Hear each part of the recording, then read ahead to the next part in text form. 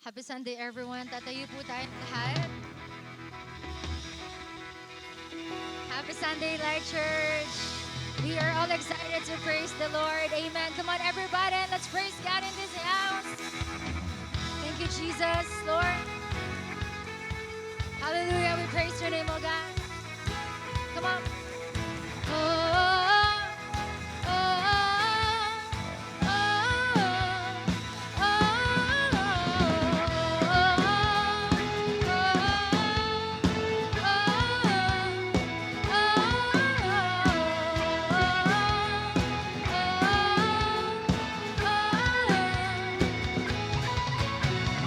this is the day you made.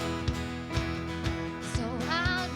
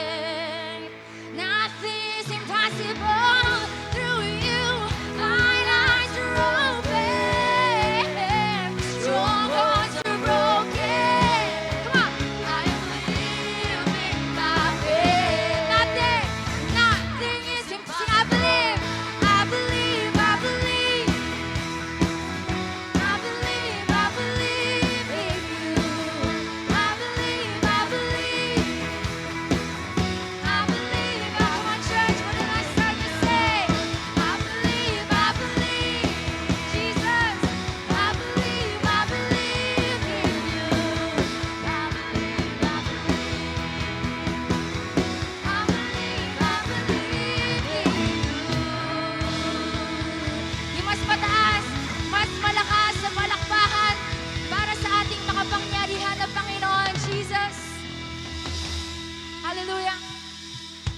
Amen. So dito praise and worship pa lang talagang ramdam na niya yung thick presence ni Lord.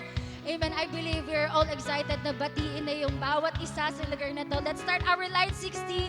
Let's greet one another this morning.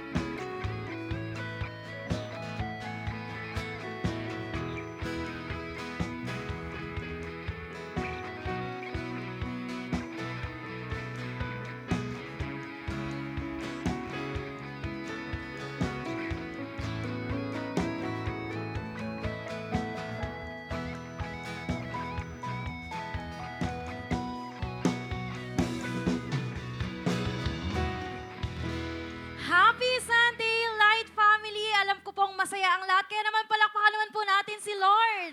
Amen. Hallelujah. I know that we gather here to worship at para i-receive ang Lord. At alam kong excited na yung katabi mo. Kaya pwede ba as dauntless? Pwede ba isang dauntless na fist bump naman dyan sa katabi mo?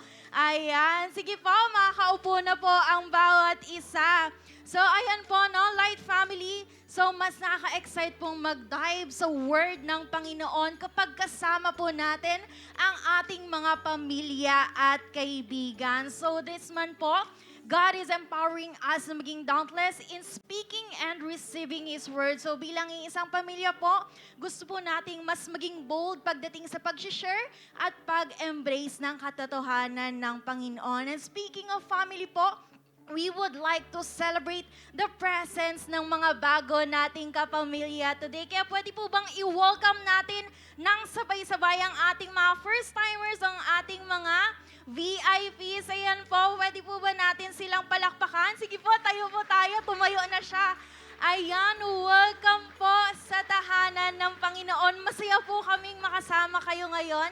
Kaya just a quick reminder lang po na wag po sana kayo aalis agad after this celebration because our Light Connect team would like to talk to you po for a few minutes of kamustahan lang naman po. And also po, may i-prepare din po kaming simpleng regalo para sa inyo. Kaya sana po wag kayong aalis agad. Ayan, sige makakaupo na po kayo. Ayan, palakpakan po natin sila once again. And also, if we have our first-timers or our VIPs, meron din naman po tayong mga second-timers or our returning visitors. Ayan, just like our first-timers po, may inihanda rin po kaming simpleng regalo para sa inyo. Kaya naman po, once again, para sa ating mga VIPs and returning visitors, welcome home and welcome back po. Palakpakan naman po natin sila. Ayan. So now naman po, Light Fam, it is time for our Light News. So first up po, ayan o, last Friday and Saturday, we had our light preparation and nakaka-amaze po yung ginawa ng Panginoon sa bawat delegates na umattend po last Friday and Saturday. Kaya naman po para sa ating mga delegates, isang malaking congratulations po sa inyong lahat. Palakpakan naman po natin sila. Ayan. So, reminder lang po that our Light Retreat Batch 48 will be happening on March 27 and 28. At para naman po sa Batch 49, this is for our campus and corporate delegates. It will be on April 2 and April 3 po yan. Kaya naman we still have time po to prepare and get your heart ready for an encounter with the Lord. Kaya naman po sa lahat ng delegates na magjo-join here, ayan, be excited po sa malaking blessing at pagbabagong ibibigay sa atin ng Panginoon. Ayan, once again po, palakpakan po natin yung mga delegates natin. Ayan, excited din po kami para sa inyong lahat. Ayan, so now po, ito muna po ang ating light news. So for more information o para po sa lahat ng updates, ayan, pwede nyo pong i-follow ang ating FB at yung mga social media accounts ng Light Church. Ayan, so that would be all po. And I believe may inihanda pa pong napakalaking blessing ang Panginoon ngayong araw nito. Kaya na po, stay relaxed and be ready to catch the word of the Lord. Thank you and God bless, family.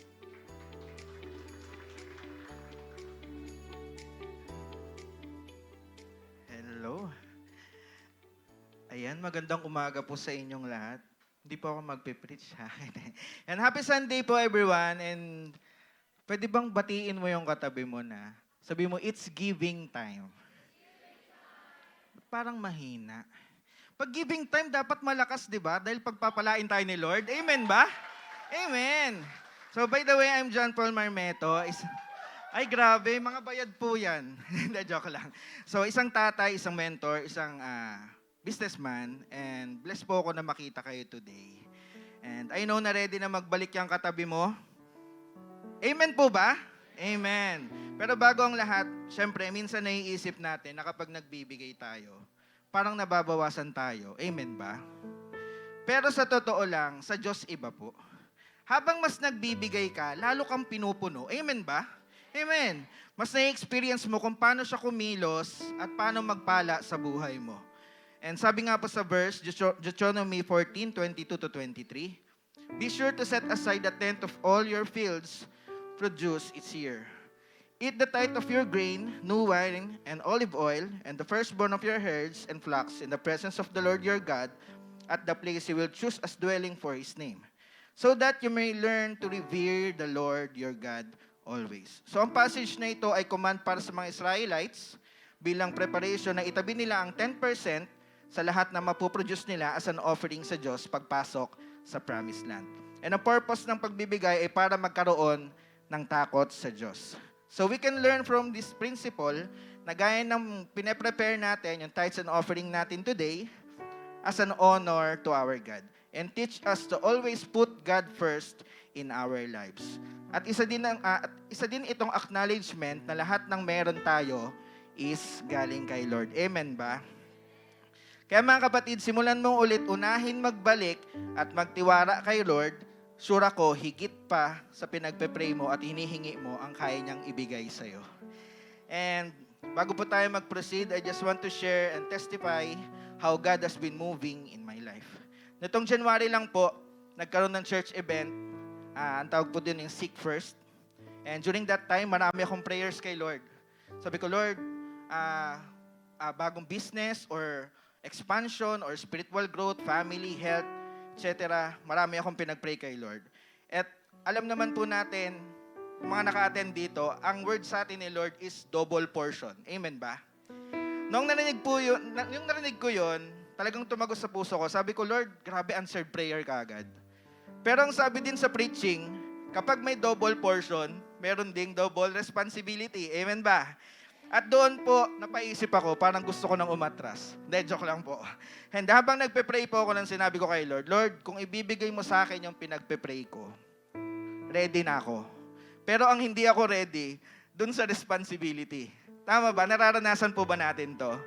And after po ng Seek First event, ito yung pinakamagandang ginawa ng Lord sa buhay ko.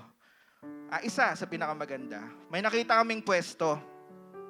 Pinost lang to ng isang vlogger sa Olongapo. Kinabukasan, pumunta agad kami doon. And alam nyo po ba, akala ko walang kukuha nung slot. By the way, isa po akong magpapares. Kung kilala nyo po ako. Yan.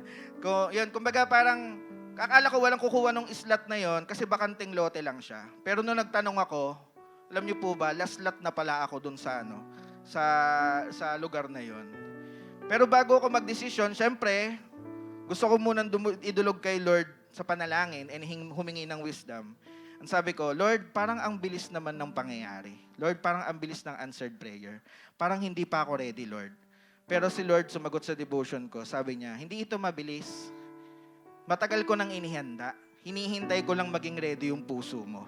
Hinihintay ko lang na mapagkakatiwalaan kita dito ulit. So, after that, wala na po. Umiyak na lang ako. Nag-devotion ako. Umiyak na lang ako. Because I knew it was really God.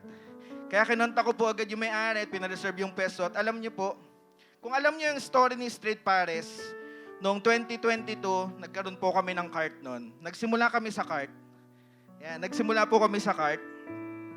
At nakakatuwa po, hindi po tumitigil ang Diyos na mag-bless. After 2 years, noong 2024, nagkaroon kami ng main store or main branch. Yan, sa Pender. Yan, sa mga hindi pa nakakapunta, opportunity ko na to. Joke lang. Yan. Grabe magpala ang Lord. Dalawa pa lang yan ha. Sabi double portion. Kaso di ba, yung sinabi ko kanina, ngayong 2026, binigyan naman po tayo ni Lord ng another branch, pangatlong branch. Grabe. And naalala ko, may nakausap akong pastor na sinasabi ko sa kanya tong testimony ko. Sabi niya sa akin, ngayon nila sabihin hindi kumikilos ang Diyos sa mga taong nagtitiwala sa Kanya. Amen ba? Truly God is faithful. Amen. So napatunayan ko na kapag naging faithful ka sa maliit, God will entrust you with greater things. At yung dating first fruit ko noong cart pa lang kami, ngayon po tithes ko na lamang siya. Amen ba? Grabe magpala ang Lord, no? Hindi ko sinasabi to para magyabang kundi para magpatotoo kung paano mag-bless ang Panginoon. Because God can do more than we ask, think, or imagine. Amen? Thank you, Lord. Glory to God po. Kaya isa lamang po ang gusto kong iwan sa inyo, put God everything, especially sa tithes and offering natin. At magugulat ka na lang, pinagpapala ka na din ni Lord. At next time, ikaw na yung tatayo dito at magsishare ng testimony mo kasi nagtiwala ka kay Lord. Amen ba? Amen. So, sige po, bago po natin i-ready ang ating mga tithes and offering, let me pray for you. Lord, thank you sa kabutihan mo. Grabe, you're so faithful, God, sa bawat isa sa amin. And Lord, pagpalain mo mga magbabalik, magbibigay sa iyo, Panginoon, mas lalo mong ibuhos ang pagpapala, Panginoon, ng maranasan kanila. And ganun din po, Panginoon, sa mga hindi makakapagbalik, bigyan mo sila ng opportunity, O God, para maranasan ka din nila, O God, yung pagpapala na nagmumula sa iyo. And thank you, God, in Jesus' name, amen and amen. So let's give.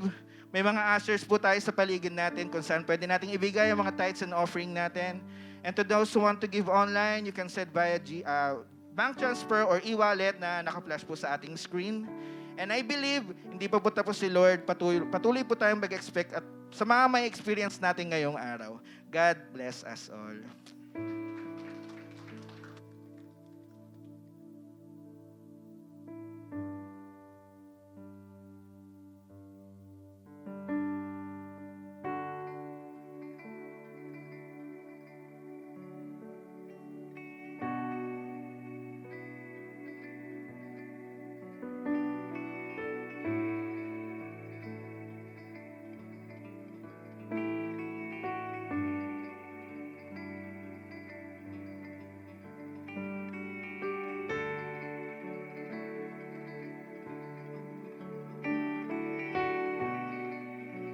Po sa ating lahat. Tatayo po tayo as we continue to worship God. I just want to share a verse in Deuteronomy chapter 20 verse 4. It says here, "For the Lord your God is the one who goes with you to fight for you against your enemies to give you victory." Come on, yung Panginoon na sasambahin natin ngayon. He is the God who is our fighter. A God who is a conqueror. Just come to Him and lay every battle na meron ka sa Kanya. For the battle is not belong to us, but belong to our God, Jesus Christ. Come on, just surrender to Him and worship Him as your Lord and Savior. And just lift up your faith to Him. The Lord, I will trust in You because You are our champion, Panginoon. You are our God. You are our faithful God. Come on, ikaw mismo, just open your mouth and just begin to adore Him. And acknowledge Him na, Lord, we just want Your presence. We just want You, God. Jesus, come. Oh, we worship You. Oh, we worship You. Oh, Your name is victorious. You are our defender. You are the God who is our fighter. Our battle belongs to You. Oh, we lift up Your name, God. Lift up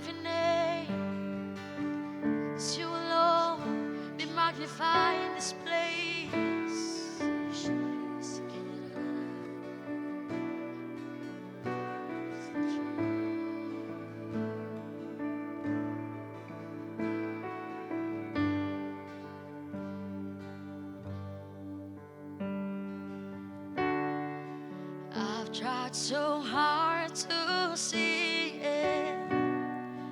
Took me so long to believe it, that you choose someone like me to carry your victory. Perfection could never earn it. You give what we don't deserve it. You take the broken things and raise them to glory. You are my champion. Giants fall when you stand undefeated. Every battle you won, I am who you say I am. You crown me with confidence. I am seated in the heavenly place, undefeated, with the one who has conquered it all. Now I can finally see it. You're teaching me how to receive it. So let all the striving cease. Oh, this is my victory. You are my champion. And giants fall when you stand undefeated. Every battle you won, I am who you say I am. You crown me with confidence. I am seated in the heavenly place. Come on, you declare, God, you are my champion. You are my champion. Yes, oh Lord. Giants fall When you stand undefeated, every battle you won, I am who you say I am. Yes, you crown me with confidence. I am seated in the heavenly place, undefeated, with the one who has conquered it all. Yes, God, you have conquered it all. You have conquered it all. The grave, the death, God, you have conquered it all, Panginoon. That's why, Lord, we worship your name. For you are our champion, God. Lord, you have authority, Panginoon. Jesus, oh, we call upon your name, God. You are our champion, Jesus. Come on, when I live.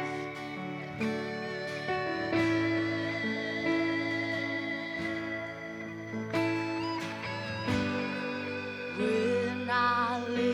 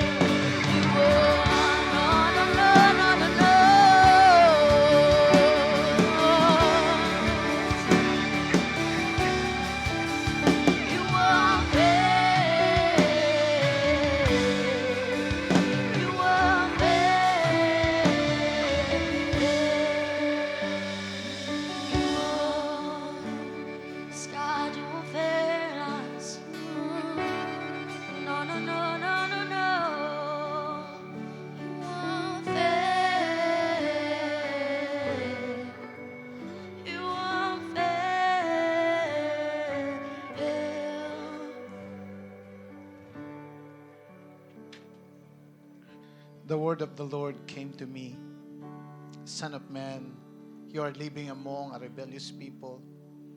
They have eyes to see, but do not see, and ears to hear, but do not hear, for they are rebellious people.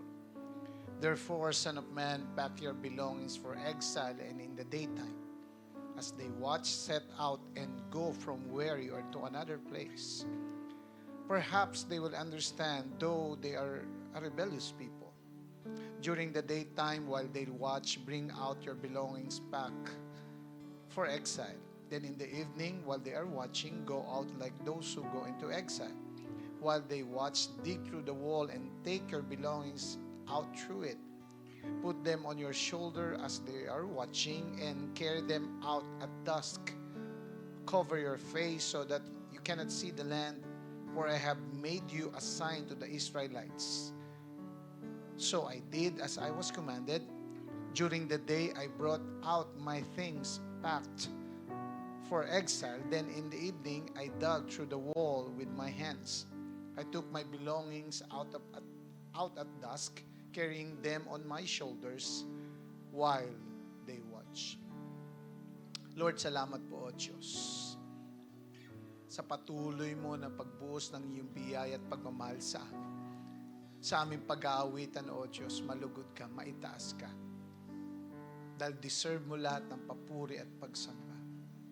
And today, Lord, makikinig kami sa iyong salita. Na tila baga isang tatay na nakikipag-usap sa kanyang anak at nagbibigay ng magandang instructions kung paano maging mabuhay sa buhay na ito.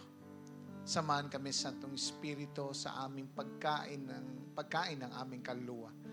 Nawa kami po ay mabusog. And after this, hindi na kami maging katulad ng dati. Salamat, O Diyos. Ikaw ang maitaas. Sa pangalan ni Jesus. Amen. Palakpakan natin si Lord. Yung palakpak na para sa Panginoon. Hallelujah. Blessed Sunday po sa bawat isa. Let's all be seated. And of course, malapit na pong matapos ang March. So, papunta na tayo sa tinatawag na Holy Week. Okay?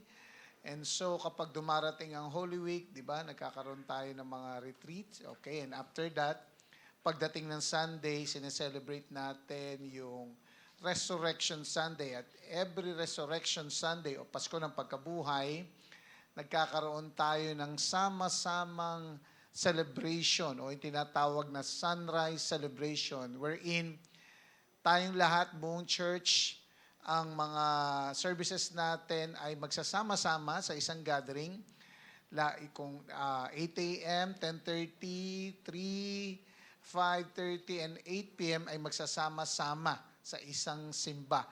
Mangyayari po yan sa April 5, okay? Pasko ng Pagkabuhay, dyan po sa baba, dyan sa Marikit Park. So, excited na po tayong lahat kasi every year sineselebrate po natin ang Resurrection Sunday Sunrise. So, ang gagawin po natin ulit, lagi natin itong ginagawa, yung pong almusal nyo sa bahay ay dadalhin nyo po, okay, sa that Sunday at ating pong pagsasama-samahin yan at sama-sama tayong mag-aalmusal. Okay? And also, that is our Communion Sunday. So, magdadala na rin po kayo ng sarili nyong tubig, okay? At tinapay at tayo po ay magko-communion that time. Amen? So, sino po dito excited sa gagawin pa natin? Amen? At gagawin pa ni Lord. Hallelujah. So, yan po yung unang-unang salbo natin bilang church ngayong April na dito nga sa light. Okay? Sabihin mo nga, light. Okay? Para magising-gising yung katabi mo, tingnan mo nga, sabihin mo, ilaw. Okay. Alam nyo ba, mayroong isang tao na gustong gumawa ng isang bagay na hindi pa nagagawa nung panahon niya. Nung panahon kasi, ang nagsisilbing ilaw nila ay gasera o yung lamp. Sa mga hindi pa naabutan yon, so naabutan kasi natin, ganyan na. So, nangarap yung tao na yon na makagawa nga ng ilaw, okay? Na nakikita natin sa ngayon. So, nag-start siyang pag-aralan at gawin ito, pero alam niyo po ba, hindi siya agad nagtagumpay. Hindi lang 10 beses, kundi mahigit 1,000 beses siyang nag-fail. Isipin mo yon, no? Paulit-ulit siyang nag-experiment, paulit-ulit naman siyang nabibigo. So tuloy, habang tumatagal, dumarami yung mga critics niya. Marami na siyang mga bashers. At ang bash sa kanya ng mga tao, wala ka naman napapala. Kasayangan lang ng oras yan, tumigil ka na. So sa kabila ng lahat ng mga bashing na yon, nagtuloy pa rin siya. At alam mo yon, sa kanyang pagpapatuloy, may mga tao na kumausap sa kanya at nagtanong na, bakit ka pa nagpapatuloy, mahigit 1,000 beses ka nang nag-fail? Alam mo, anong sagot niya? Ang sagot niya, actually, hindi ako nag-fail. Nakahanap lang ako ng mahigit 10,000 paraan na hindi nag-work.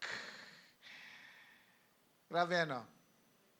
Hindi tumigil itong mama na ito sa kanyang failure. Hindi siya tumigil kahit nire-reject na siya ng mga tao at hindi siya nagpa-apekto sa mga reaksyon nila. Ang ginawa niya, nagpatuloy siya, talagang nagsikap siya, at dahil doon, nagawa ang unang-unang light bulb. Ayan. Kaya kung bakit tayo meron ng mga, nag-evolve, kaya tayo may mga ilaw na ganyan, from that light bulb. Kilala niyo naman siguro kung sino ang inventor na yon. Walang iba kundi si Thomas Edison. Okay. Now, kung si Edison sa kabila ng lahat-lahat, kahit walang resulta, kahit paulit-ulit na nabigo, pinagtawanan, at nakaranas sa mga matitinding reaksyon sa mga tao, nagpatuloy, how much more tayo na minamahal at tinawag ng Diyos. Amen. Pero paano nga kung katulad ni Thomas Edison, nagpapatuloy tayo, ginagawa natin yung tama, pero parang wala nangyayari, ano? Alam mo yun na nag-share ka about sa kabutihan ng Diyos, pero hanggang sin lang, yung nagpe-pray ka pero parang walang pagbabago, nag-effort ka pero parang walang response. At kung maging honest tayo, minsan, maybe hindi nga sinasabi ng bibig mo pero nasa isip mo kung may silbi pa ba itong ginagawa ko? Na ginagawa mo ang tama pero parang walang nangyayari. Well, kung naranasan mo rin yan, hindi ka nag-iisa. Dahil yan mismo ang sitwasyon ni Ezekiel. Ito na naman, dito ngayon papasok yung mama.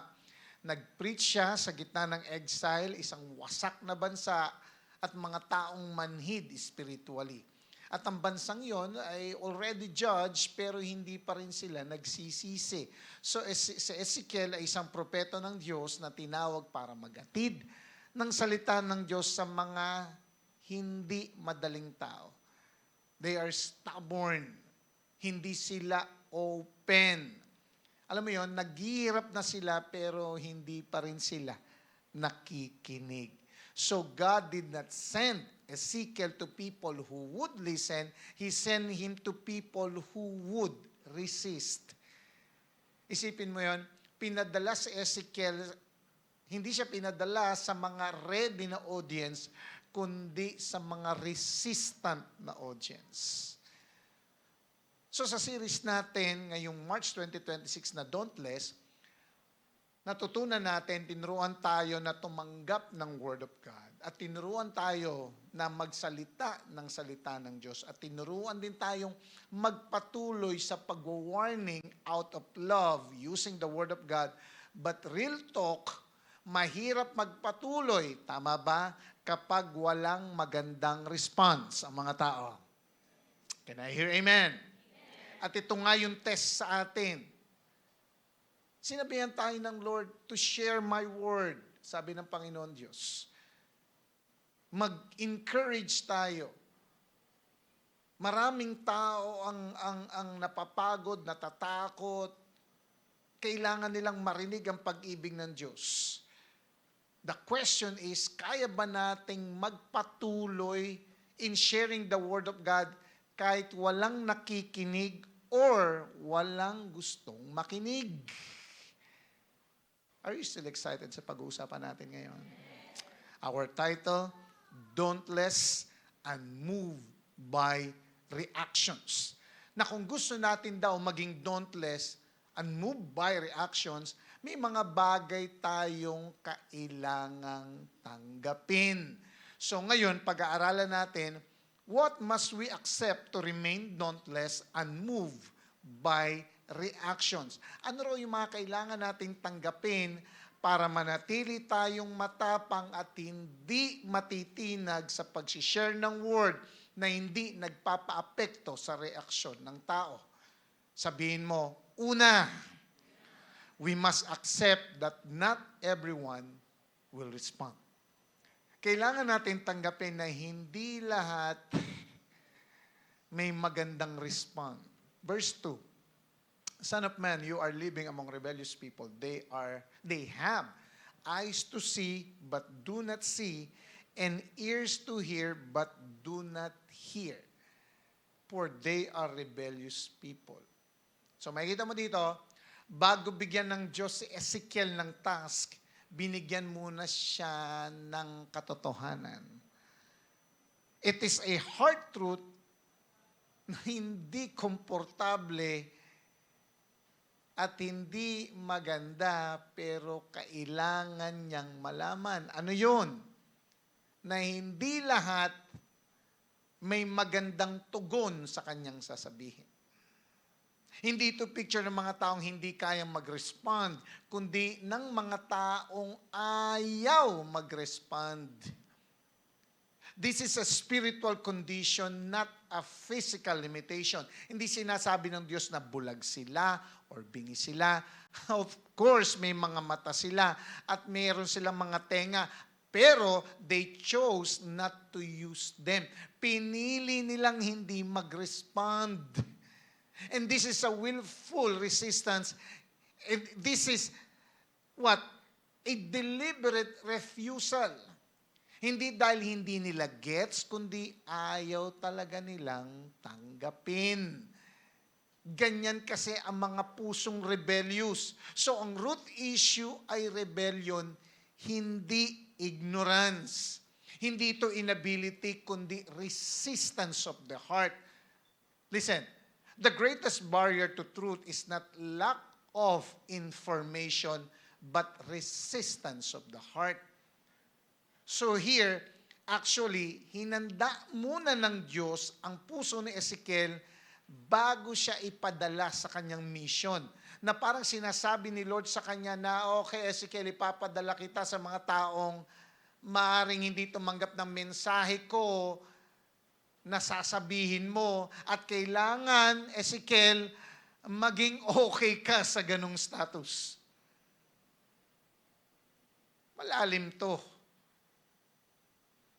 Dahil hindi sineset up ng Diyos. Of course, hindi sineset up ng Diyos si Ezekiel para mag-fail, kundi sineset up siya ng Diyos para maging tapat. Because here is the danger. Kung ang motivation lang ni Ezekiel ay, o kung ang motivation lang ni Ezekiel sa pagsunod ay nakabase sa magiging tugon ng tao, titigil siya sa unang araw pa lang. At ganyan din tayo. Kaya malalim, kaya may malalim na pagtuturo ang Diyos kay Ezekiel dito. Magsasalita siya, pero hindi lahat magre-respond. Naalala ko tuloy yung parable of the sower sa Matthew 13. It is the same seed o salita ng Diyos na napunta sa iba't ibang klaseng lupa o iba't ibang klaseng puso. Kaya iba-iba rin ang resulta. Tama ba? May mga seed o binhi na nahulog sa daan. Ano nangyari? Kinain ng ibon. May nahulog naman sa mga mababatong lupa. At nung tumubo, agad din namang natuyo kasi dapat lupa. May mga nahulog sa mga matinik na lugar and it was choked out. At may mga nahulog naman saan? Sa mabuting lupa. At doon tumubo na maayos, nag-produce at namunga ng sagana. So lumalabas, walang problema sa mensahe, walang problema sa message. Ang problem ay yung lupa, meaning yung condition ng puso. Listen, hindi lahat ng makakarinig ay makikinig. Amen. Tingnan mo nga yung katabi mo, nasan ba siya doon? Nakikinig o natutulog? So exposure to truth does not guarantee response. Tingnan mo yung katabi mo. Tingnan mo yung katabi mo. Meron ba siyang kilalang ganito? Yung paulit-ulit mo nang kinakausap, paulit-ulit mong pinapaalalahanan, paulit-ulit mo tinutulungan, at patuloy mong nire-remind.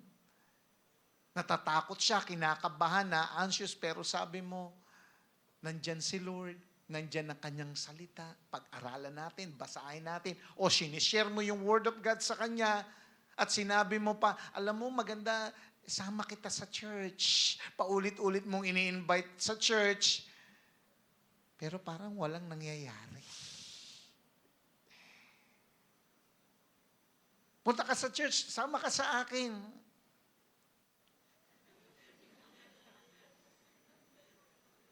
Pero pag sinabi mo, tara, libre kita. Saan? Bilis. Well, hindi ibig sabihin noon kapag nagsishare ka ng word, tapos parang walang nangyayari sa kanya, ini-invite mo siya pero parang walang nangyayari, hindi ibig sabihin noon, mali ka or sablay ka. Minsan, sarado lang talaga ang puso nila.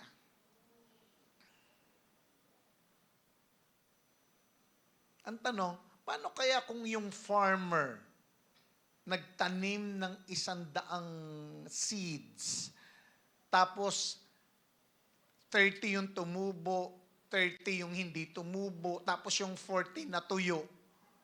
Ang tanong, kapag ba ganon, titigil na yung farmer na magtanim?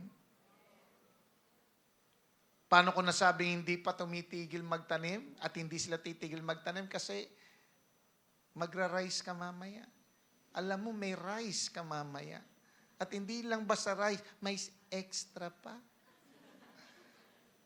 So, ibig sabihin, ang farmer na ito ay hindi basta-basta susuko kasi alam niya, of course, hindi niya kontrolado yung pagtubo, pero kontrolado niya yung kanyang pagtatanim. Naintindihan niya na ang kanyang responsibility ay magtanim, pero ang growth ay nasa kamay ng someone greater than himself. So, ganun din. Kahit daw maliwanag ka o malinaw ka magpaliwanag, kahit sincere ka pa magsalita, meron at merong hindi tatanggap ng sinasabi mo. Amen. We will face resistance. Pero tandaan natin, ang trabaho ng sower ay hindi kontrolin ang lupa. Ang trabaho niya lang is maghasik. Ganon din tayo. Ang trabaho natin ay hindi kontrolin ang response ng tao, kundi manatiling tapat sa pinapagawa ng Diyos. Tinatawag tayo ni Lord para magtanim ng binhi sa pamamagitan ng pagsishare natin about His love, about His word, na nakikita sa buhay, sa testimony natin, at sa pagsamba natin. At hindi tayo kailanman ang nagpapalago. Si Lord ang gumagawa noon. At kapag tinanggap natin ito na talagang hanggang tanim lang tayo at si Lord talaga nagpapalago, pag tinanggap natin yung ganitong katotohanan, napapalaya tayo sa mabigat na burden na kontrolin ang resulta. Bumabalik tayo sa simpleng kagalakan ng pagsunod. At hindi na natin sinusukat kung yung katapatan natin based sa reaksyon ng tao, kundi base na ito sa calling ng Diyos sa buhay natin.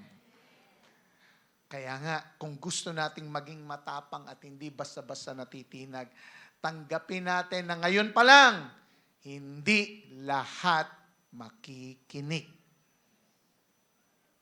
Amen.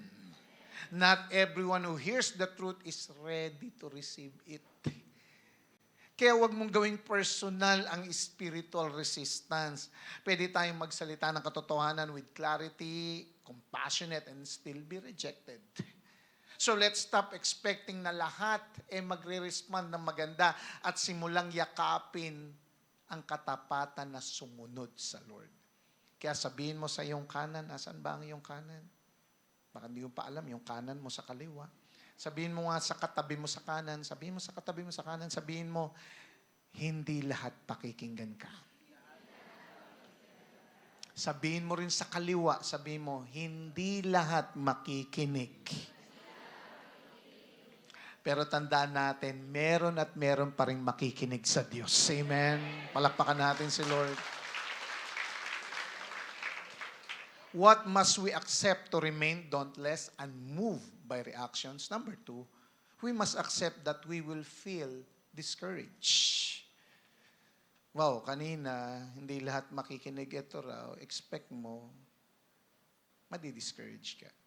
Verse 3, therefore, Son of Man, pack your belongings for exile, and in the daytime, as they watch, set out and go from where you are to another place. Perhaps they will understand, though they are rebellious people. Ang sabi dito, perhaps they will understand. Listen, according to this verse, God does not promise results. Hindi sinasabi ng Diyos na maiintindihan nila. Ang sinabi niya ay perhaps, baka lang maintindihan kanila. Baka naman maintindihan ka. So napaka-honest ng Diyos kay Ezekiel. Hindi niya tinago ang reality. That's why pine-prepare siya dito ng Diyos emotionally. Dito ngayon pinapakita sa atin ang obedience without guarantee. Meaning, walang assurance, walang certainty, at wala ring maliwanag na outcome. Because God never promised, listen, God never promised that obedience will always produce visible results the moment you obey.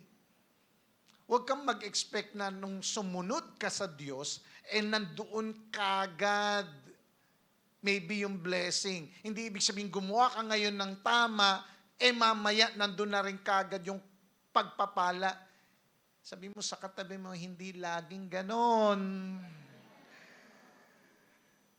At dito ngayon nagsisimula ang laban sa mga tanong na, eto nga, ginagawa mo na yung tama, may ginagawa ka na, pero bakit parang walang epekto? Na naisip mo, baka hindi ako effective. O baka hindi ito para sa akin. Dahil kung ginagawa mo naman ang dapat, tama ba? Pero walang pagbabago, ang resulta nun, frustration. At kung walang magandang resulta sa lahat ng ginagawa mo, mapupuno ka ng doubt. So pumapasok ang discouragement kapag walang magandang response. Parang ganito. Kasi tinuruan tayo dito, tinuruan tayo sa series natin. Of course, you share the Word of God. Lalo na naman sa atin, lahat tayo ngayon, may social media. Nag-post ka ngayon about Word of God. Talagang sinabi mo, hindi ka iiwan ng Diyos, hindi ka pababayaan ng Diyos. Talagang excited ka mag-post. Pero walang excited mag-like. Walang nag-like. Hindi ka na lang nag-post. Minessage mo na directly mga kaibigan mo ng encouragement about the Word of God. Nag-encourage ka na. Kasi hindi niya na mailabas yung kanyang sasakyan sa sobrang takas ng gasolina. In-encourage mo siya na hindi tayo pababayaan ng Diyos, that God is in control. Talagang grabe pa yung message mo. Talagang pinacheck mo pa yung grammar. Pero walang reply. Pero kapag nagsisend ka ng memes, ang bilis siyang mag-reply. Pag mga kalokohan, ang bilis mag-ha-ha-ha-ha. Pero pag word of God ang shiner mo, ha.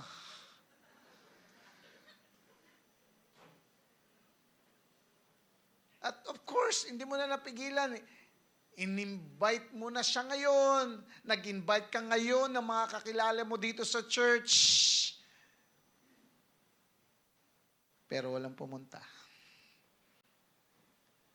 Naka-ready pa naman na yung Jollibee nila.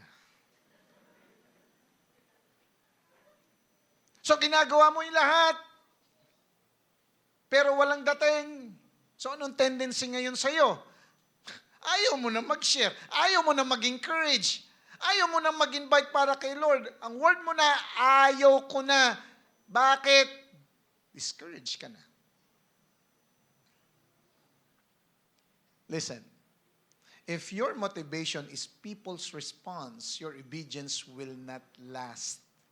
Kung nakabase ka lang sa reaction ng tao, nako, ang pagsunod natin sa Diyos, hanggang ganun lang din. I remember Elijah. After na matinding showdown against sa mga propeta ni Baal, di ba? Alam natin yon.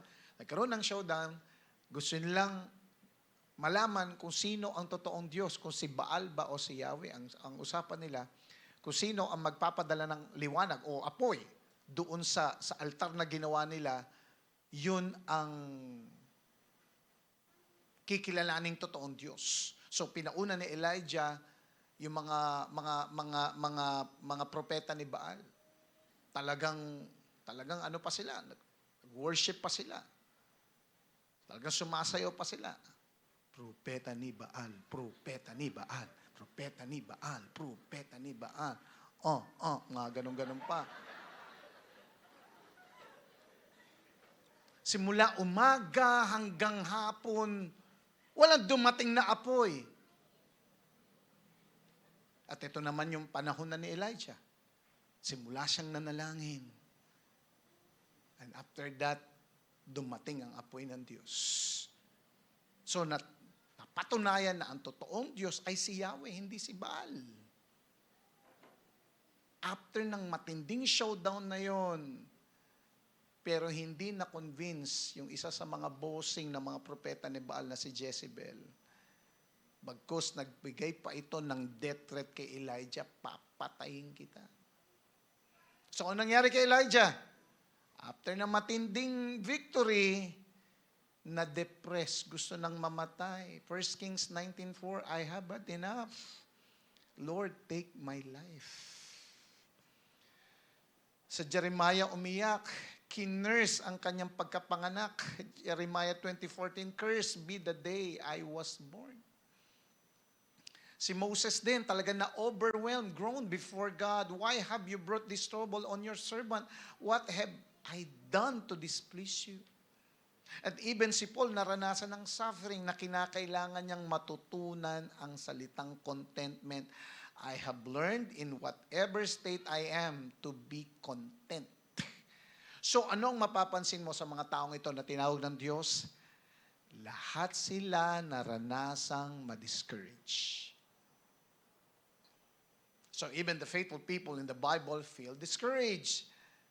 Listen, discouragement is not a sign that you are failing. It is a sign that you are a human. Tao ka, of course na madi-discourage ka. Kaya nga ang discouragement ay hindi disqualifying. Normal lang ito. Sabi mo sa katabi mo, normal lang yan. Ang issue ay hindi ko madi-discourage ka. Dahil madi-discourage ka talaga dito sa mundo. Amen? Taas ang kamay ng mga may asawa. Uy, tama ba? Tama ba? Ang niluto, adobo, lasang sinigang.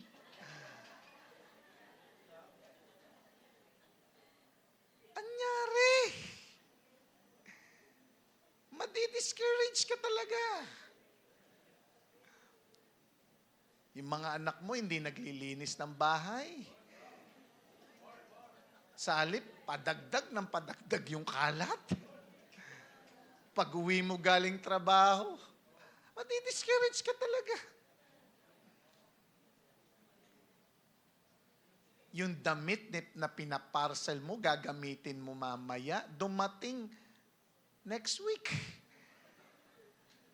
Madi-discourage ka talaga, pina-expedite mo pa. Madi-discourage ka talaga dito sa mundo. Amen. So, ibig sabihin, discouragement is normal. Ang issue ay kung hahayaan mo na yung discouragement na yon ay maging huling salita mo. O pipiliin mong magpatuloy despite of those discouragements para magpatuloy sa Diyos. Tandaan mo na hindi hinintay ni Ezekiel na ma-motivate siya at hindi niya hinintay na maging open yung mga tao. Sumunod siya sa Diyos kahit may uncertainty. Kumilos siya kahit perhaps lang ang meron. Yan ang character ng pagiging dauntless. Hindi kawalan ng discouragement, kundi pagsunod sa gitna ng discouragement. Listen, discouragement is not a sign of failure. It is part of the process. At natuto tayo sa mga discouragement. Amen. Natuto tayo sa mga nangyari sa buhay natin na hindi natin inaasahan, na nung na-discourage ka, alam mo na ngayon kung ano yung gagawin mo. Alam mo na ngayon kung ano ang pinaka-the best gawin para hindi na mangyari ang discouragement. So, discouragement ay inaalaw ng Diyos para sa atin, mag-mature. Tapikin mo nga yung katabi mo. Kaya mature na yan. Puro discourage yan. Amen. Naalala ko tuloy yung isang kwento ng isang pastor na pagod sa ministry. Pero dahil pakiramdam niya walang bunga ang kanyang kapaguran sa paglilingkod. Walang pagbabago. Sabi niya parang walang pagbabago yung mga members ko. Ganun pa rin sila. Parang hindi nababago ang buhay. At dahil dito, tingin niya sa kanyang sarili, hindi siya effective. Baka hindi siya talaga tinawag ng Diyos, kaya naisipan niya na mag-quit sa ministry. You know what? Umiyak siya sa kotse, sabi niya, Lord, parang wala pong nangyayari.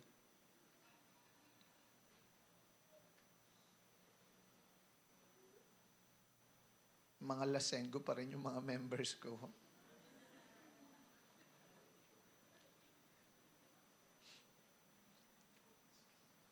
Mga ganun pa rin po sila. As a pastor, nakaka-discourage na yung ganun. Amen? Yung one-on-one mo, tapos, alam mo yun, tapos nag-retreat, bless na bless.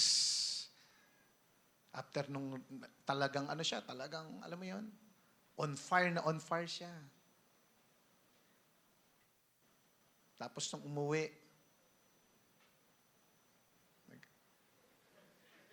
on fire pa rin.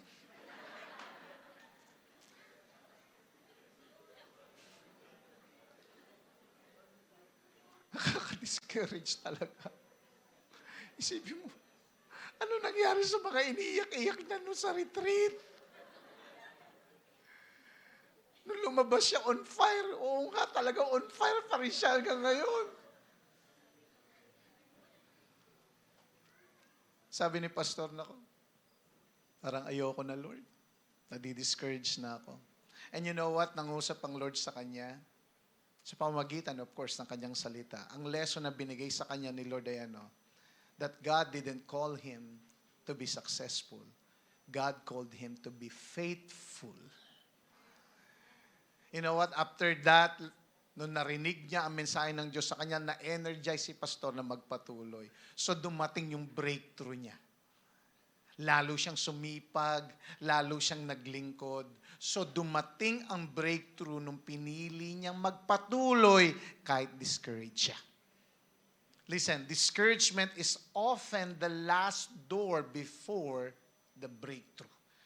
Minsan bago dumating ang breakthrough mo, mararanasan mo mga discouragements. At pag nalagpasan mo yan, naranasan mo na at mararanasan mo rin ang breakthrough. Amen?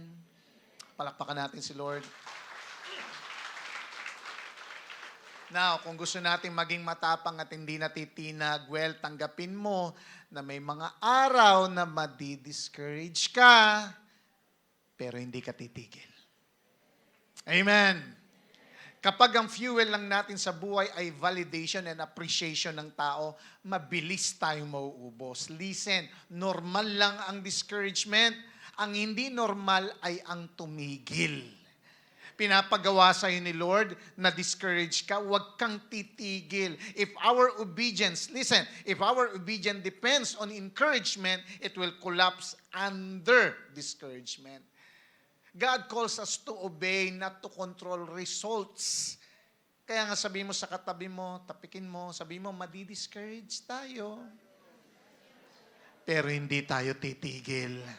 Palakpakan natin si Lord, amen. What must we accept to remain dauntless and moved by reactions? The last, number 3, we must accept that faithfulness is a choice. Verse 7, so I did as I was commanded. During the day, I brought out my things packed for exile. Then in the evening, I dug through the wall with my hands. I took my belongings out at dusk, carrying them on my shoulders while they watched. So, ang sabi dito, I did just I was commanded. Hindi sinabi ni Ezekiel na gagawin niya ito kapag receptive na yung mga tao or gagawin niya ito kapag inspired na siya at motivated na siya. Hindi niya rin sinabi na gagawin niya ito kapag fully niya nang naiintindihan kung bakit ito pinapagawa ng Diyos sa kanya or gagawin niya lang ito kapag mas pabor na sa kanyang sitwasyon. Hindi ganon si Ezekiel. He simply did it. Ginawa niya ang pinapagawa ng Diyos sa kanya. It's a simple pero napakalalim na pagsunod, walang drama at walang explanation, just pure obedience. Tignan mo yung details ng pagsunod niya sa Diyos. Nag-impake siya ng gamit, umukay siya sa pader gamit ang sarili niya mga kamay, binuhat niya ang kanyang mga gamit sa kanyang balikat, sumunod siya sa Panginoon sa araw, sa gabi, hanggang dapit hapon. Naging faithful yung mama sa pagsunod niya sa Diyos. Kahit mukhang may question at tanong sa kanya, bakit ako papupuntahin ni Lord dito? Bakit ako pagsasalitain? Hindi naman lahat magbibigay ng magandang response. But that is faithfulness. Sabi mo nga, faithfulness. Listen, faithfulness is not a feeling. It is a decision. Ang pagiging faithful ay hindi akma lang sa emosyon mo, kundi yan ay isang desisyon. At may kita natin sa verse na ito, sabi, habang sila'y pinanunood ka, while they watch. Ito yung kanyang obedience. Alam mo yan, habang pinapanood siya ng tao, ano ngayon, kung pinapanood siya ng tao, teka muna, pressure yun. Amen? Alam mo, isa sa mga nakakatakot sa tao daw, ang sabi sa survey, ang pinaka nakakatakot daw sa tao ang mamatay. Hindi po yun ang number 1. Ang pinaka nakakatakot daw sa tao ay yung magsalita siya sa harapan ng maraming tao. At dito sa Ezekiel, magsasalita siya sa mga tao. Butin lang sana kung nagsasalita ka sa maraming tao, gusto ko ng tao. Pero magsasalita siya sa mga ayaw sa kanya. Ayaw yung yung sinasabi niya. So people are watching. People are judging. Nandun lahat ng pressure. Yet, he obeyed the Lord. Listen, sometimes faithfulness is not proven in a private comfort, but in public pressure. Doon lalabas minsan kung tapat tayo sa Diyos sa panahon na maraming tao ang nakatingin. We live in a culture na palagi sinasabi sa atin, ano? Ano sinasabi sa atin? Kung ano ang nasa puso mo, sundin mo. Gawin mo yung kung ano yung nararamdaman mo. Mag-commit ka lang kapag 100% sure ka na.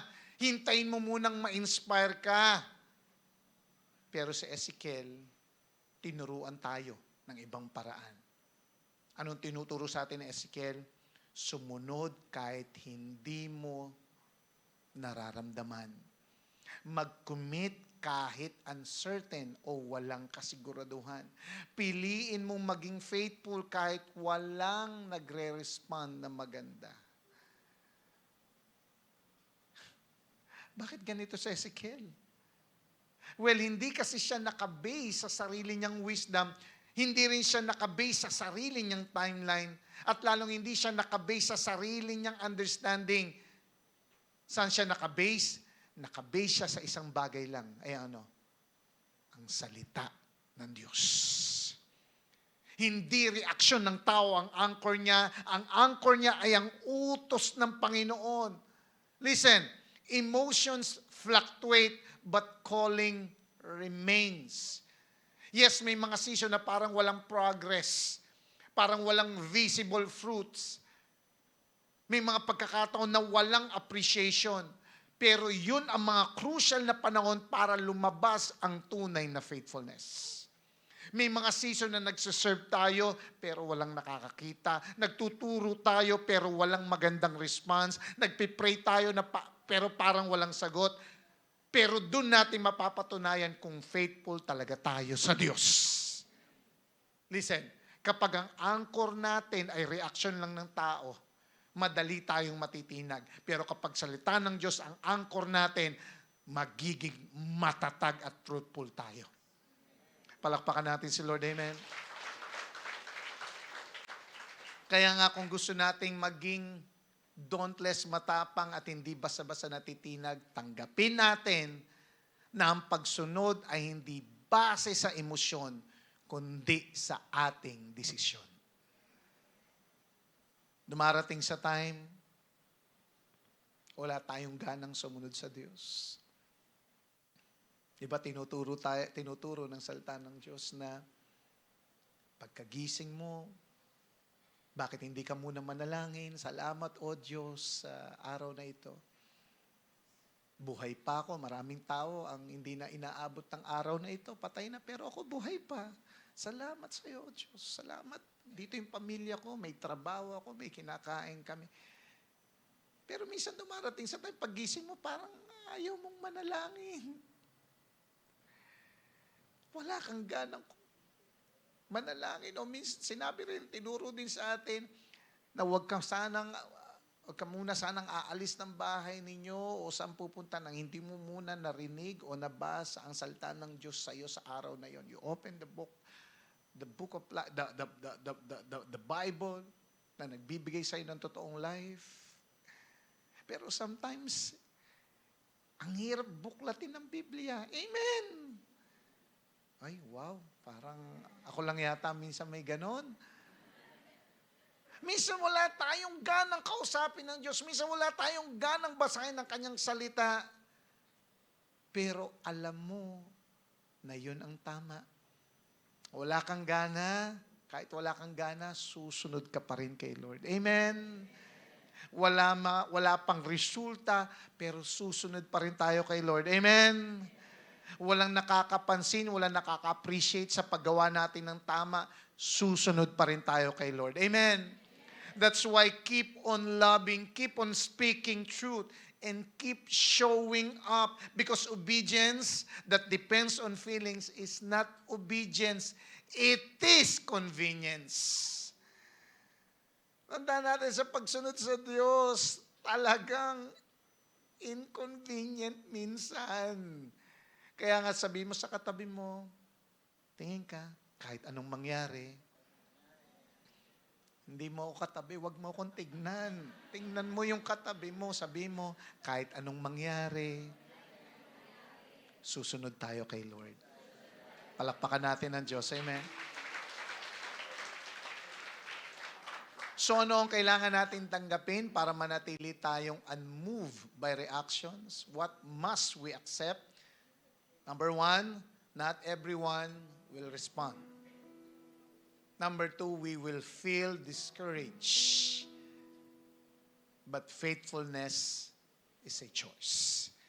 Hindi lahat makikinig, madi-discourage ka, pero pipiliin pa rin nating sumunod sa Diyos. You know what? Naranasan din ito ng Panginoong Yesus. Alam mo bang kahit si Jesus, hindi pinakinggan ng lahat? Hindi rin siya tinanggap ng lahat at tinanggihan pa nga? John chapter 1, 9-12. The true light, hindi ito yung ginawa ni Thomas Edison, kundi yung totoong light. The true light that gives light to everyone was coming into the world. Ito na yun si Jesus.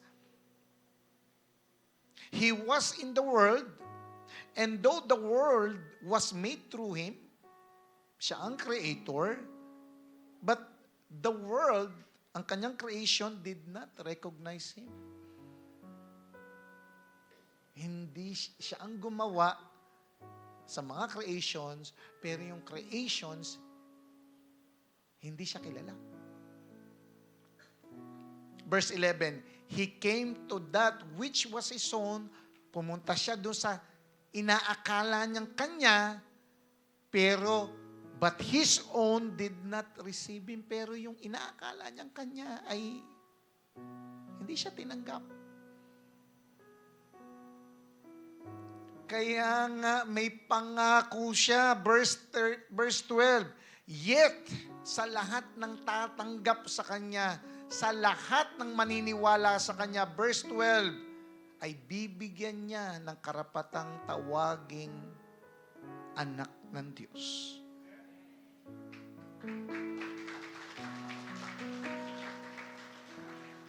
And so, wag mong sasabihin na tayong lahat ay anak ng Diyos.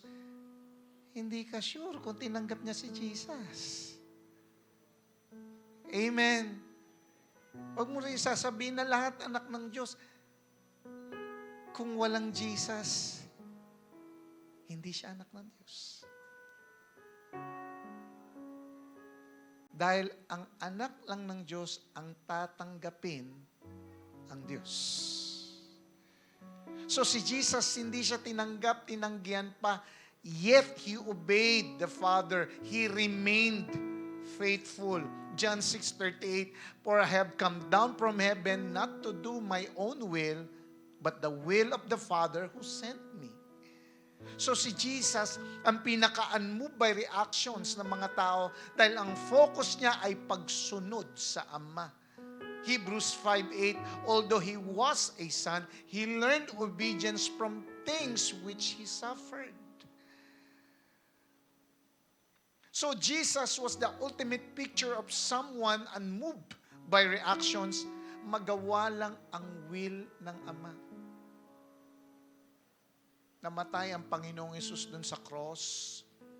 Nag-sacrifice siya para bayaran ang kasalanan natin na hindi natin mabayad-bayaran. Na kung tayo ay mananampalataya sa Kanya, tayo ay hindi na mapapamak sa impyerno, kundi magkakaroon na ng buhay ng walang hanggan. Yan ay pangako niya sa lahat. Pero hindi lahat tatanggap.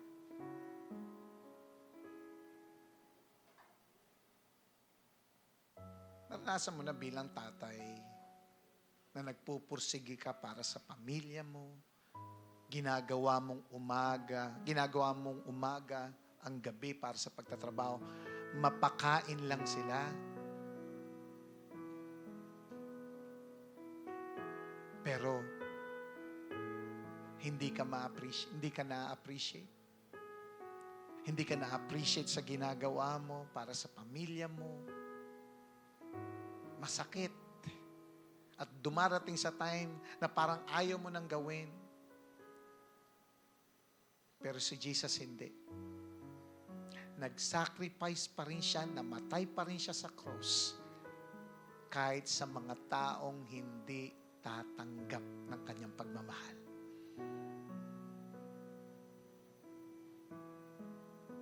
While we're still sinners, Christ died for us.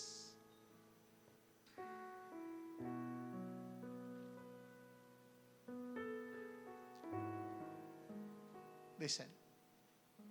Faithfulness is obeying God even when people don't respond. At ang faithfulness ng Diyos, ginawa niya pa rin kahit hindi tayo mag-respond. At naniniwala ako sa mga oras na ito,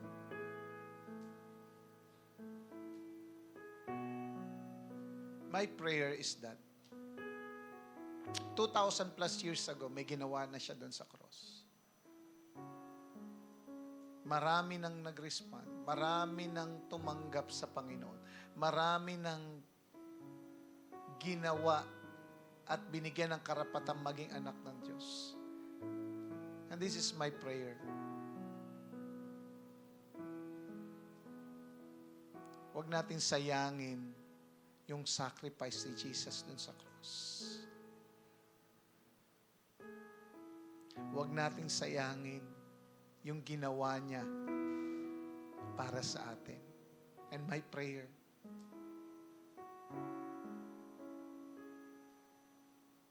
kung ikaw yung tao na parang ayaw mo mag-respond sa kanyang pag-ibig, I hope that today, mag-respond ka sa kanyang pagmamahal. Tatayo po tayo lahat. At habang tayo'y nakapikit sa mga oras na ito,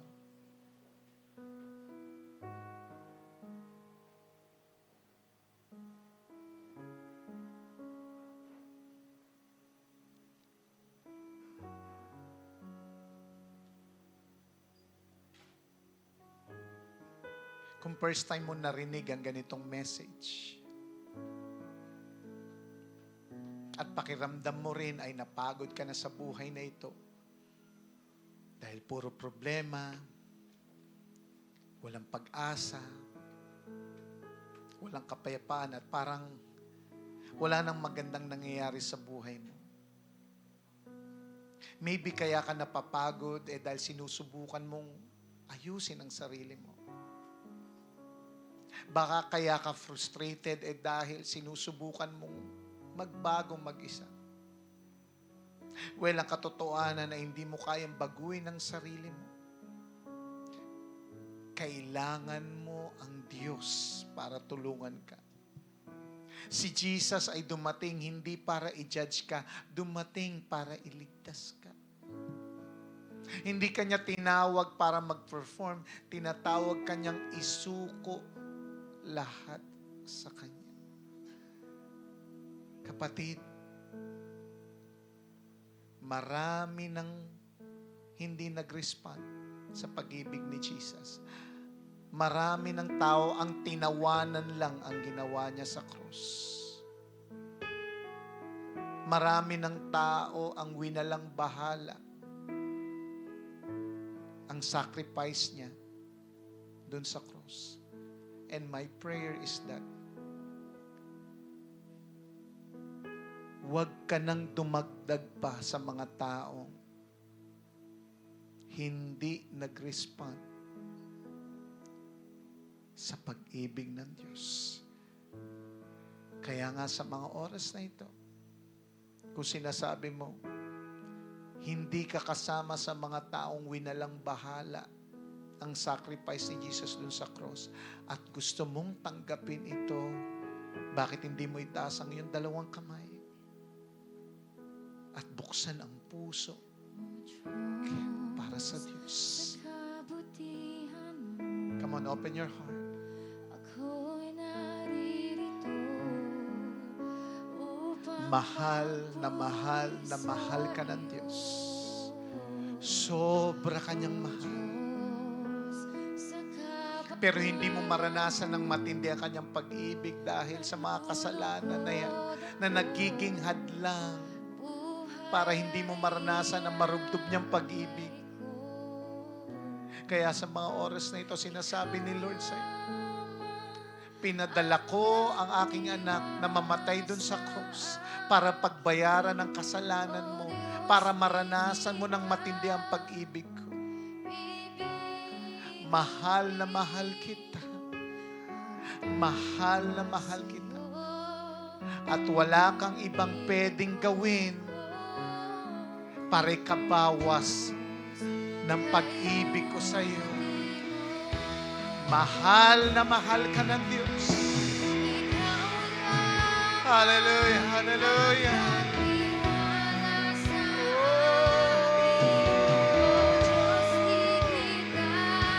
Hallelujah. Hallelujah, Lord God.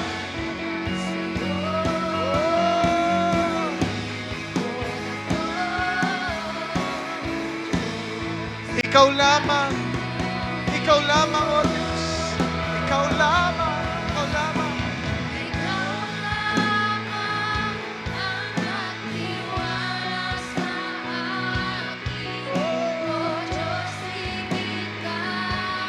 Hallelujah.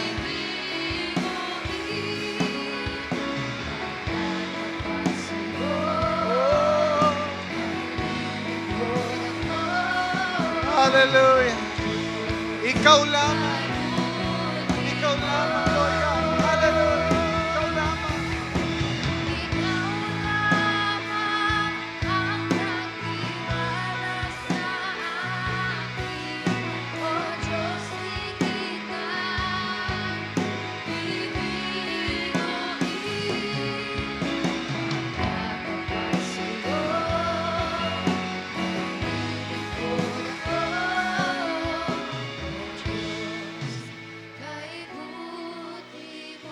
Lord, nagpapakumbaba kami sa mga oras na ito. Wala po kami maitatago sa iyo. Alam mo lahat kung sino kami at mga nangyayari sa buhay namin. Lord, hindi namin mapagkakaila ang aming kayabangan na maybe kaya namin ang mabuhay ng walang Diyos.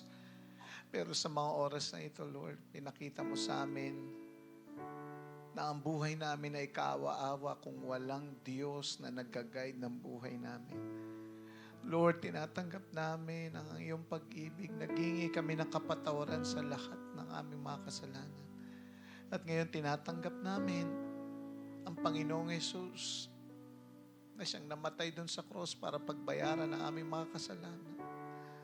Lord, pinapapasok ka namin sa aming buhay. Hawakan mo ang buhay na ito. I-guide mo itong buhay na ito. At gamitin mo kami, O Diyos. Gamitin mo rin kami sa mga tao, sa aming pamilya, kaklase, katrabaho, kamag-anak, at kung sino man, Lord God, na ngayon narinig namin ang iyong salita na nagbibigay buhay. Kami rin, O Diyos, ay magbahagi din ng salita mo na nagbibigay buhay. Yes, Lord, hindi lahat makikinig, pero hindi ibig sabihin ito, titigil kami. Lord, tinatanggap namin yung calling mo na pinagkakaloob mo sa amin. Sinave mo kami, at ngayon gagamitin mo kami, O Diyos. Lord, sa mga oras na ito, tulungan mo kami na ipahayag, i-share ang iyong salita sa mga tao sa paligid namin. Bigyan mo kami ng focus, Lord God. Hindi sa response ng tao, kundi sa obedience sa'yo. Kahit hindi sila mag-respond, susunod kami sa'yo. Kahit hindi namin nakikita ang resulta, Lord, help us to be faithful to you. Because our calling is not to be heard. Our calling is to obey you, O Diyos. Hindi lahat nga makikinig, pero hindi ibig sabihin, Lord God, titigil kami. Dahil ang sukatan ng buhay namin ay hindi reaksyon ng tao, kundi pagsunod namin sa iyo. Lord, turuan mo kami maging tapat kahit walang nakakakita, kahit walang pumapansin, kahit walang nag-appreciate. Palakasin mo ang puso namin kapag kami nadi-discourage, kapag kami napapagod at gusto na naming tumigil. Lord, we remind ourselves today na hindi mo kami tinawag para maging successful sa mata ng tao. Tinawag mo kami para maging faithful sa paningin mo. Lord, alisin mo ang desire namin na mag-please ng tao at palitan mo ito ng desire na i-please ka. Tulungan mo kaming magpatuloy. Tulungan mo kaming magtiwala. Tulungan mo kaming manindigan sa iyo. Lord, sinusuko na namin lahat ng aming mga expectations. Sinusuko namin sa iyo ang aming timeline at ang mga magiging resulta. Ikaw ang kumilos. Ikaw ang magbago. Ikaw ang magbigay ng bunga. At mula ngayon, pipiliin naming mabuhay and move by reactions na tapat sa iyo, matatag sa calling, at na nakatuon sa pagsunod sa iyo. Lord, gawin mo kaming tapat kahit walang palakpak, kahit walang resulta, basta ikaw ang nasusunod. Dahil ang sinusunod namin ay ang Diyos na hindi kailanman natalo sa laban. Dahil ang Diyos namin ay ang totoong champion. At kami rin ay champion. Dahil ang Diyos namin ay mananagumpay. Kaya mananagumpay din kami. You are the real champion of our lives. Hallelujah, hallelujah.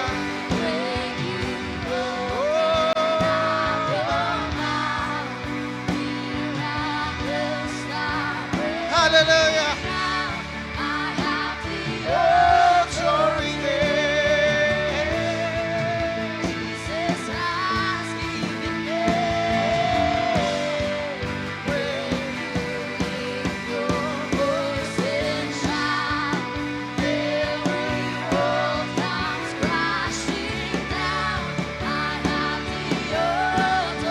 We have the authority that God has given us.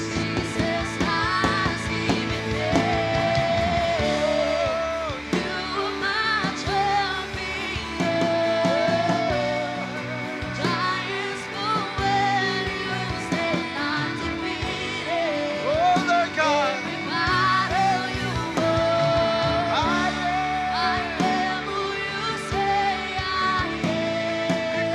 With confidence. Hallelujah, for the last time. He is our champion.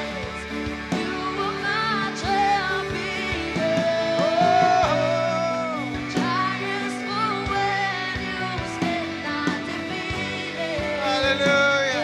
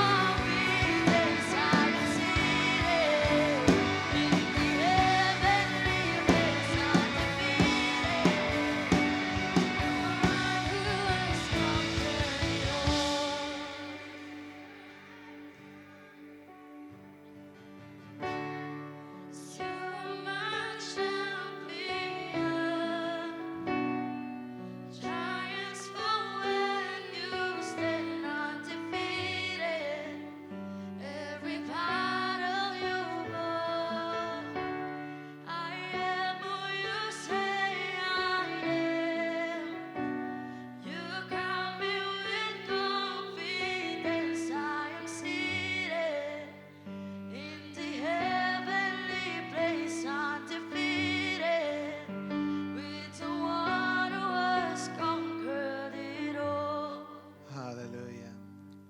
Sino dito talaga na-bless sa word ni Lord ngayong araw? Amen. That's why bilang challenge po sa narinig natin, patuloy tayong mag-share ng word. Amen. Kahit ayaw nila, walang mag-respond, at matigas ang ulo nila, nako, dapat mas matigas ang ulo natin sa kanila. Matigas ang ulo nila, ayaw nila ng word, mas matigas ang ulo natin sa kanila, sasabihin pa rin natin ang word. And we will invite them sa Panginoon. Amen.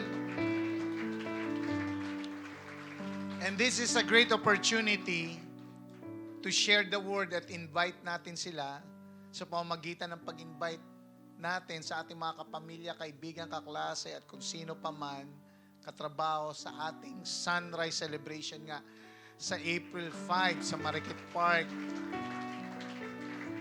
At naniniwala tayo that when we invite them there, makakarinig sila ng word at maririnig nila yung plano ng Lord sa kanilang buhay. Kaya nga, bilang challenge, gamitin po natin anything na means to invite them. At isa nga po dito sa ating mga social media account.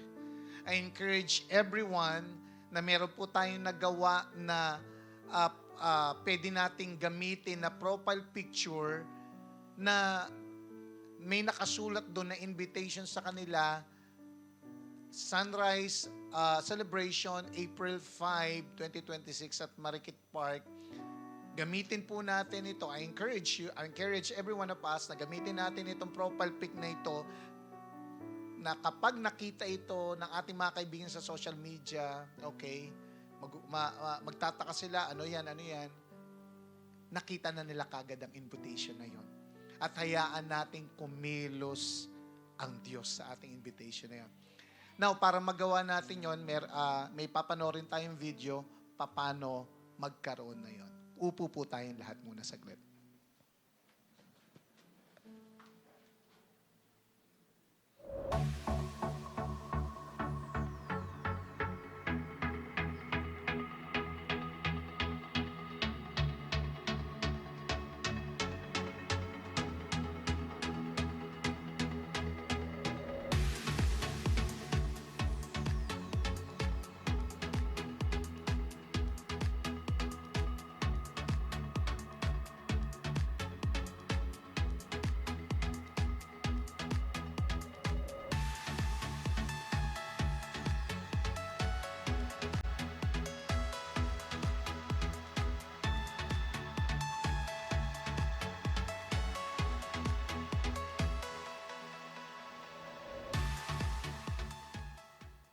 Amen. So maliwanag po. So nandyan mamaya, iiwan natin yung QR code para i-check nyo kung paano. Ngayon pa lang, ipanalangin natin yung ating mga invites. Lord, nataas po namin, O Diyos, yung aming pag-invite. Lord, tulungan mo po kami, bigyan mo kami ng lakas ng loob. Hindi namin binibida ang sarili namin, binibida namin kayo sa kanila. Lord, gamitin niyo po ang aming mga salita para ma-invite namin itong aming mga kapamilya, kaibigan, kaklase, katrabaho, dahil alam namin may gagawin ka, O Diyos, sa sunrise celebration na yon. Lord, gamitin mo itong aming social media accounts na lahat po ng mga friends namin sa social media na kapag nakita nila ang aming profile picture, O Diyos, nawa, Lord, ang banal na Espiritu mo ang mag-touch sa kanila habang nakita nila yon, nadalhin sila, O Diyos, na convict sila ng banal na Espiritu na pumunta, Lord God, sa sunrise celebration na yun at may gagawin kang matindi sa kanilang buhay. Salamat, O Diyos, at naniniwala kami, the best is yet to come sa aming mga buhay. Hallelujah. Ngayon pa lang, we proclaim victory upon victory. Ngayon pa lang, magse-celebrate na kami sa gagawin mo, O Diyos, sa aming lahat sa sunrise celebration. Thank you, Lord, in Jesus' name. Tatayo po tayong lahat. Ngayon pa lang, let's celebrate. Hallelujah. Amen. There's a reason to celebrate. Once again, let's clap our hands for our powerful God, Jesus. And yung basket po dito sa harap, sa mga nahuli po na kayo tayo in offering. Let's give. Come on, let's sing to God.